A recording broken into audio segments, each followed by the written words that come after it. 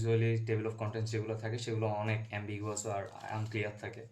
যেমন তুমি এখানের মধ্যেই দেখতে পারবা যে রুলস, মেথড অফ স্টাডি এগুলো সবগুলো লিখে দিছে, আর এখান থেকে তুমি মিনি টেস্ট বা এই যে রুলসগুলোর উপর যে টেস্টগুলো আছে সেগুলো কোথায় সেগুলো ডিনোট করা খুব বেশি ডিফিকাল্ট। তো সেজন্য তুমি যে কাজটা করবা সেটা হলো তোমরা ডিফারেন্ট কালার কলম ইউজ করবা। আর আরেকটা কাজ করবা যেটা হলো যে একটা স্টিকি প্যাড রাখবা।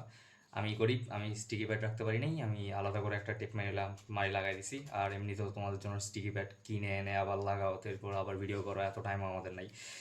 আর এটার জন্য আমরা কমপ্লিটলি দুঃখিত। আচ্ছা, এরপর তোমরা যে কাজটা করবা সেটা হলো প্রথমে দাগায় ফেলবা যে কোন জায়গা থেকে কোন জায়গা পর্যন্ত তোমার গ্রামার আছে।